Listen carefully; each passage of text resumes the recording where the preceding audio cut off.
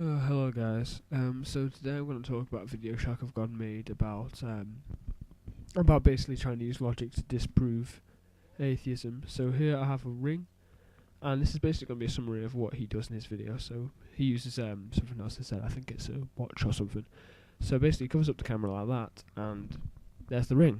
Magic, wasn't it?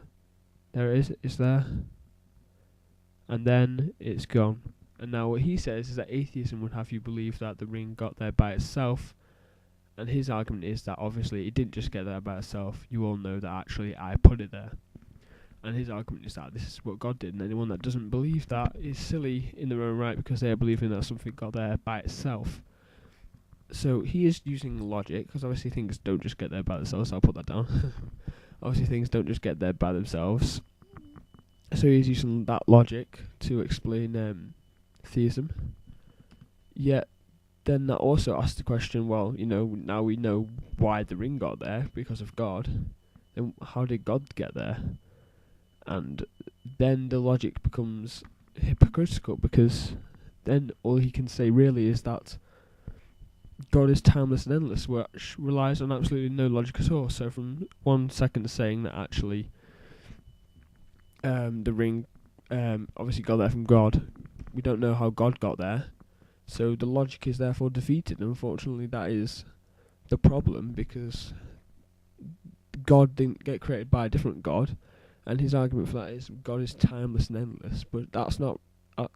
It's kind of going back on your own logic, because there you are saying, well, as we all know, the ring didn't just get there by itself. But then we ask, well, how did God get there? Because surely God didn't just get there by itself. But it seems that the logic doesn't apply to God. It only applies to everything else, which is, it's kind of like pointless having that logic there, because some things don't apply to that logic, so it's completely hypocritical.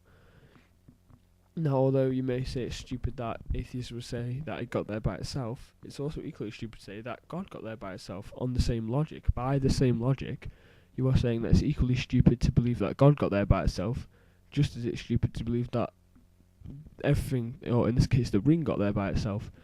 In both cases it's stupidity. So really, all you've done is made a fool of yourself, and it's actually completely hypocritical, because as we all know, the ring didn't just get there by itself, but also God, on the same by exactly the same logic that the ring didn't just get there by itself, surely neither did God. And if the logic doesn't apply to God, then again the logic doesn't apply to the ring. So that was a whole video wasted, Shock of God.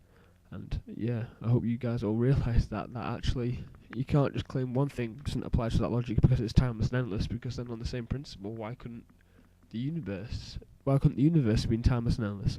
Why couldn't the universe just always have been there as God has just always been there, by exactly the same logic? And that's the problem, that Christianity and theism cannot be proven by logic, especially theism. Theism cannot be proven by logic, because any logic that you try, Shock of God, here tried to prove theism with logic, and actually it's completely hypocritical and made a fool of yourself. And actually, by exactly the same logic that you tried to disprove atheism, you've also disproved theism, because God, on the same logic, didn't just get there by itself. Thank you for watching, guys.